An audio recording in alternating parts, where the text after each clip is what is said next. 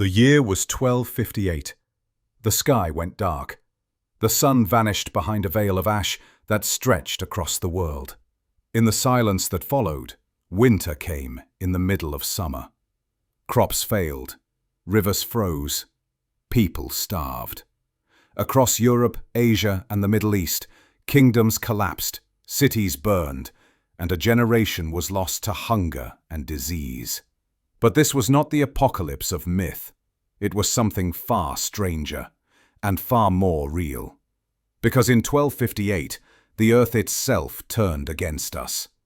Tonight, we travel back to a year so catastrophic that scientists, historians, and archaeologists have called it the worst year in recorded history. A year when the light dimmed, empires fell, and humanity faced a reckoning from both nature and itself. This is the global collapse of 1258.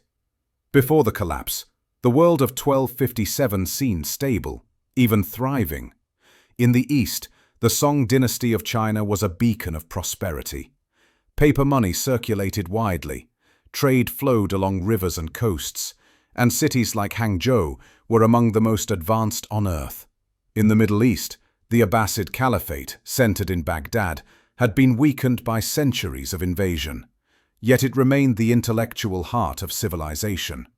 Scholars translated Greek philosophy, mapped the stars, and perfected irrigation systems that made the desert bloom. To the west, Europe was emerging from the chaos of the Crusades. New monarchies were rising, universities were opening, cathedrals reached for the sky, and trade routes linked the Mediterranean to the Baltic. From Africa to the Americas, the world was busy building.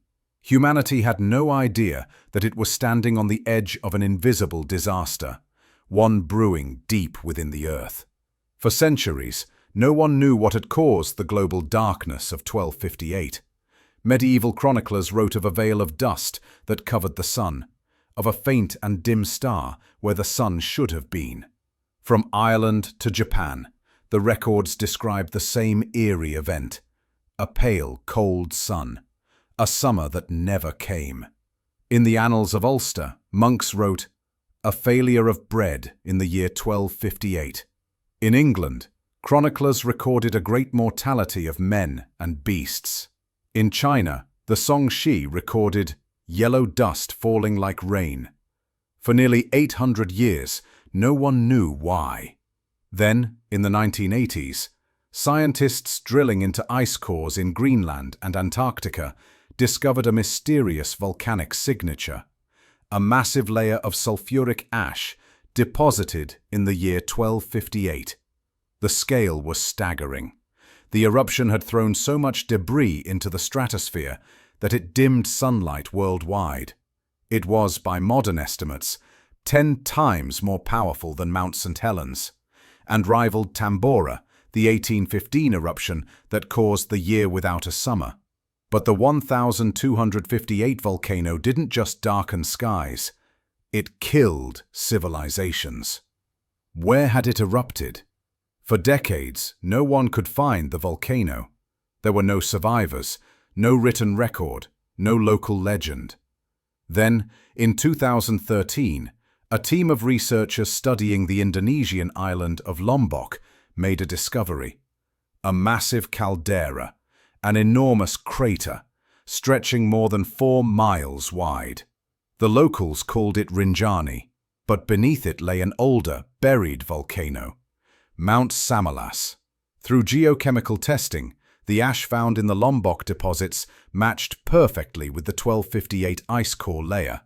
Mount Samalas, once a towering peak, had exploded with such violence that it collapsed into itself, sending 40 cubic kilometers of ash into the sky. The explosion was so vast that it altered global climate for years.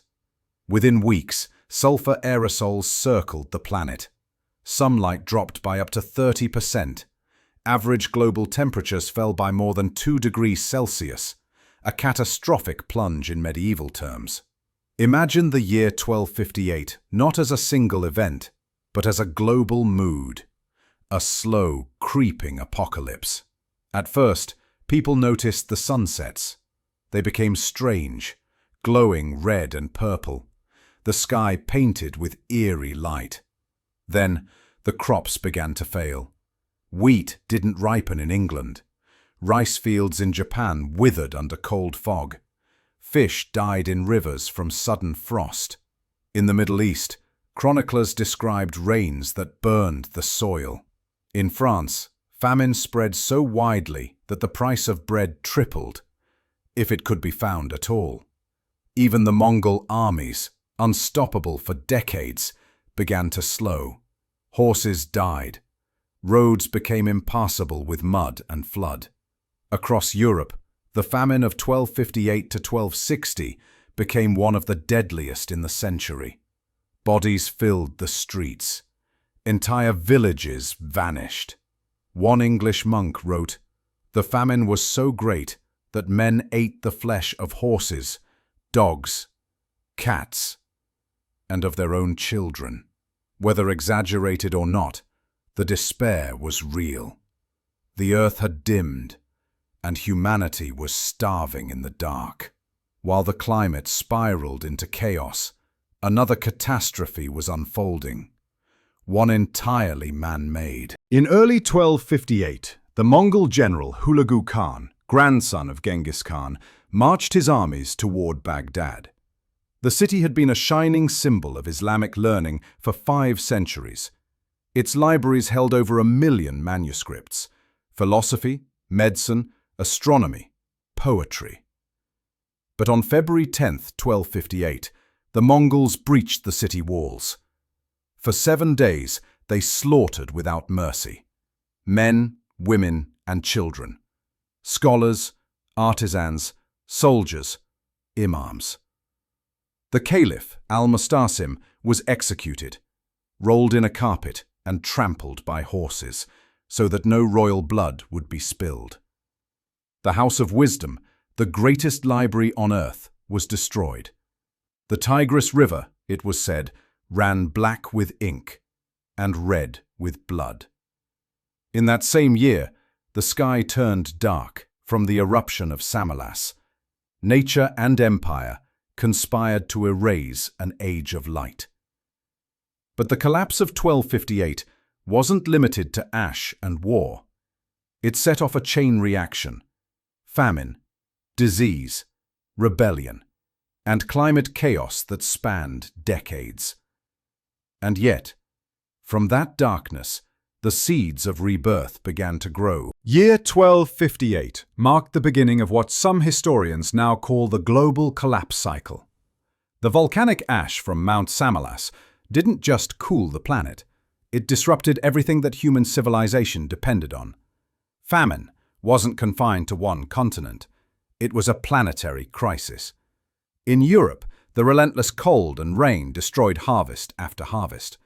Farmers abandoned their fields, towns emptied, and entire generations vanished from records.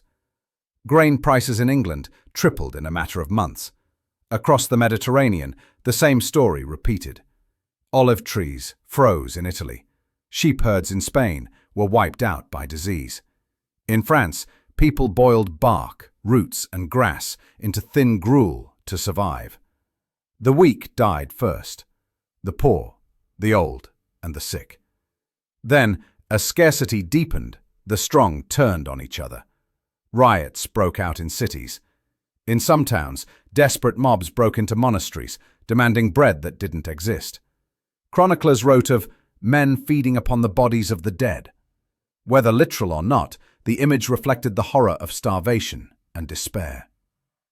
The famine reached as far as Egypt and the Levant, where the climate collapse struck at the heart of trade. Crops in the Nile Delta failed after erratic flooding, disrupting one of the most fertile regions on Earth. In Syria, famine combined with plague and drought to depopulate entire valleys. Further east, China suffered crop failures, floods, and cold that devastated the Song dynasty's already fragile food system. The empire was already under pressure from Mongol expansion. The volcanic winter made that pressure unbearable. From the rice fields of the Yangtze to the mountain terraces of Yunnan, the same pattern emerged. famine, rebellion, collapse. The Mongol Empire itself, stretching from Europe to Korea, was not immune. Horses died by the tens of thousands. Caravans were stranded in the steppes. Even the mighty empire forged by Genghis Khan slowed to a crawl. For nearly 3 years, vast stretches of Asia lay silent. Cities abandoned, villages erased, roads swallowed by mud and frost. But this collapse wasn't just physical. It was spiritual. When the world grew cold and crops failed, people looked to heaven for answers and found silence. In Europe, the Church interpreted the darkness as divine punishment. Priests urged repentance, flagellation, fasting. Some claimed the sun had been hidden by God's wrath. In the Islamic world, scholars recorded omens, stars dimming, strange winds, unheard-of diseases. Many believed Judgment Day was near. In Asia, the Song court commissioned sacrifices to the gods of heaven and earth, hoping to restore balance. But the ash in the sky cared nothing for prayer. And so humanity turned inward, toward survival. In England and France, new agricultural techniques were born out of desperation. Farmers shifted from grain to hardier crops, rye, oats, root vegetables. These small innovations became the foundation of future recovery. In the Middle East, irrigation systems were rebuilt using simpler, decentralized designs, capable of surviving after empire fell. In China, small regional warlords began to re-establish order where the Song could not, laying the groundwork for the Yuan dynasty. From chaos came adaptation. From starvation came invention. But not all responses were rational. In Europe, fear and despair fueled superstition. Witch trials, long before their medieval peak, began to surface in isolated communities. People blamed outsiders, Jews, heretics, foreigners, for the endless winter. In some regions, mass pilgrimages began, with tens of thousands walking barefoot from town to town, seeking redemption. Entire villages vanished on these journeys, lost to hunger and disease along the way. The social fabric of the 13th century unraveled, thread by thread. Yet amid the darkness, strange new opportunities appeared. The Mongol conquests, which had once been seen as a curse, began to serve an unintended role. By uniting vast territories under a single empire, they opened the Silk Road more completely than ever before. For the first time in centuries, caravans moved freely between China, Persia, and Europe. Knowledge, ideas, and trade goods began to circulate again, even as much of the world starved. This paradox became one of history's great ironies, that from the same catastrophe which destroyed so much life, the first seeds of globalization were sown. In Persia, Mongol rulers rebuilt cities with architects and engineers brought from conquered lands. They employed Chinese astronomers, Persian doctors, and Arab scholars side by side. Out of destruction came synthesis, a blending of worlds that had never met before. In Italy, traders from Venice and Genoa began to profit from these new routes, bringing silks, spices, and mathematical knowledge westward. Among the knowledge that traveled were ancient Greek texts preserved in Arabic, retranslated into Latin, and spread through universities that would soon fuel the Renaissance.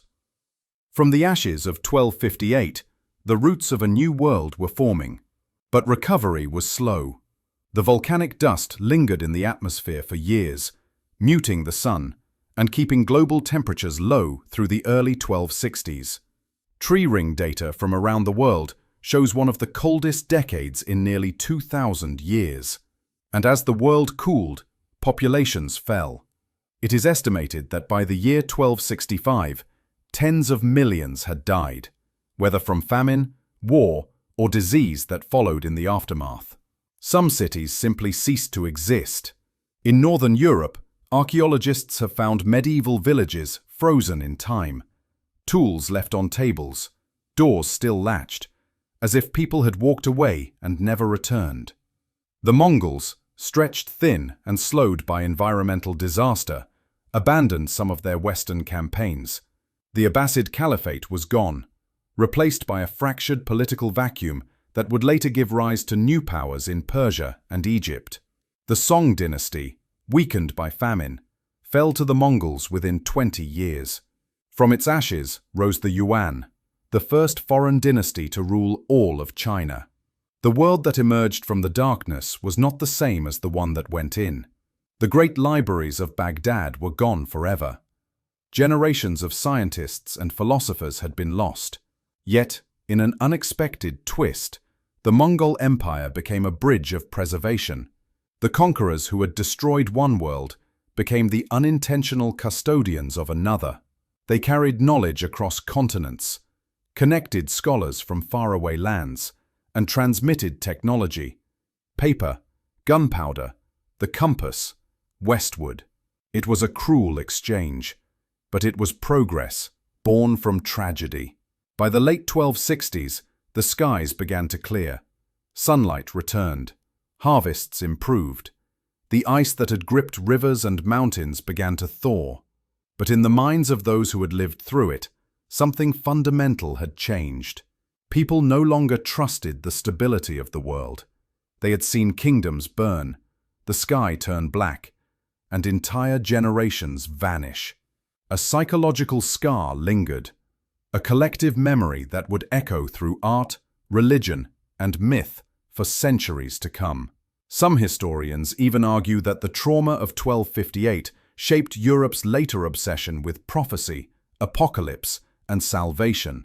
The Black Death, which would arrive less than a century later, found a population already primed to see divine punishment in every shadow. Humanity had survived, but it had been transformed. In the ashes of destruction, new ideas began to take hold.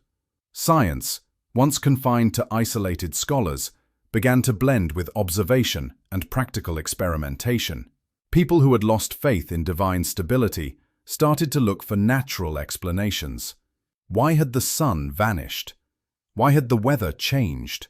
These early questions, born from survival, would one day become the foundations of modern science. The world of 1258 had ended, but from its ruins, the first whispers of a global civilization were beginning to form. Trade networks extended farther than ever before. Cultural exchange accelerated. Empires rose upon the bones of the old ones. And beneath it all lay a quiet truth: that a single mountain in Indonesia had reshaped human destiny across continents. The eruption of Mount Samalas was forgotten for centuries, but its legacy lived on in every rebuilt city, every new idea, every story of survival told to the next generation. The year 1258 did not destroy humanity. It remade it. When the skies finally cleared and the light returned, the 13th century world stepped blinking into a new age. The survivors of the global winter had endured something their ancestors could scarcely imagine. They had seen nature's fury and human cruelty combine into one long nightmare. But out of that trauma came rebirth.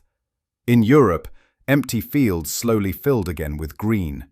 The survivors planted differently now. They rotated crops, drained marshes, built mills and canals.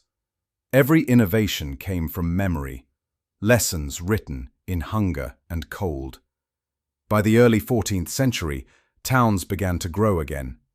Merchants rebuilt trade routes once thought lost. Guilds formed, schools reopened, and stone cathedrals rose where famine pits had once been. The age of despair had given way to an age of reconstruction. Across Asia, the Mongol Empire reached its zenith, ruling from the Pacific to the Mediterranean. Under their rule, the Silk Road became a true highway of exchange. Paper, gunpowder, and the magnetic compass spread westward. Mathematics, astronomy, and medicine moved east. Baghdad would never recover its lost glory, but its knowledge did not die. It traveled to Damascus, to Cairo, to Samarkand, to Venice.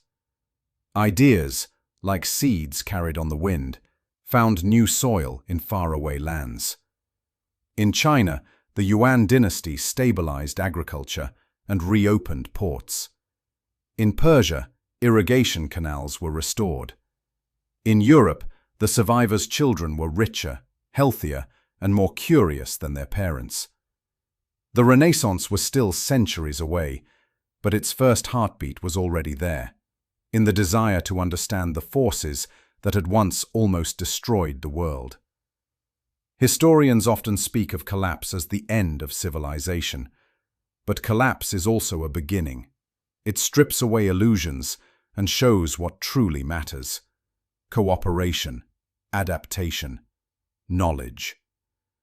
The crisis of 1258 proved that humanity's greatest strength is not dominance, but resilience. We cannot control volcanoes or the movement of the earth, but we can rebuild when the ashes fall. Even now, traces of that event remain. Ice cores from Greenland and Antarctica hold the frozen memory of the Somalis eruption. Tree rings from Europe to South America show the same narrow, stunted growth. Every record tells the same story. The earth breathed fire, and for years afterward, the planet shivered. What makes 1258 so haunting is how closely it mirrors the challenges of our own time. Then, as now, the fate of billions depended on climate stability. Then, as now, human arrogance made us believe that civilization was immune to nature. And then, as now, survival came down to adaptation. The people of 1258 did not have satellites or warning systems. They had no global communication, no international aid. Yet across continents, they rebuilt. They learned to grow new crops, share resources, and rethink how empires functioned. Their recovery wasn't fast. It took decades, even centuries. But it happened, because the instinct to endure is older than any empire. When we look back at 1258, we aren't just studying history, we're seeing a mirror. A reminder that our world, too, is fragile, that climate, trade, and technology are bound together in ways we barely understand until they break. If one volcano could darken the Earth for years in the 13th century, what might happen today, in a world of 8 billion people and global supply chains? Scientists know that eruptions of that scale will happen again. The question is not if, but when. And when it does, the lessons of 1258 will matter more than ever. The men and women who survived that dark year didn't do so through wealth or power. They survived through cooperation, ingenuity, and hope. A farmer in France who learned to plant rye instead of wheat.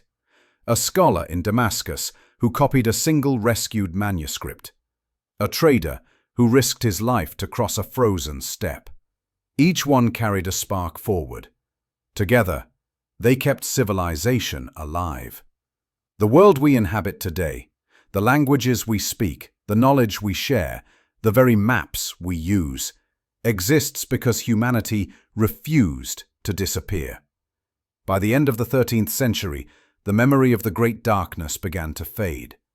Children were born who never saw the dimmed sun. But the echo remained in legend. Tales of years when the sky was strange, when summer froze, when kingdoms fell overnight. Modern science has given those legends names: volcanic aerosols, climate forcing, global cooling. Yet beneath the terminology lies something profoundly human: awe, terror, and gratitude for survival. The year 1258 stands as both warning and testament. A warning that the earth can change without mercy. A testament that humanity can endure almost anything. When the world ended once, we rebuilt it. And someday, when it ends again, by fire, by flood, or by our own mistakes, we will rebuild it once more. Because that is what we do. We endure. We adapt. we remember. Thank you for watching. Subscribe for more deep dives into the world's incredible histories.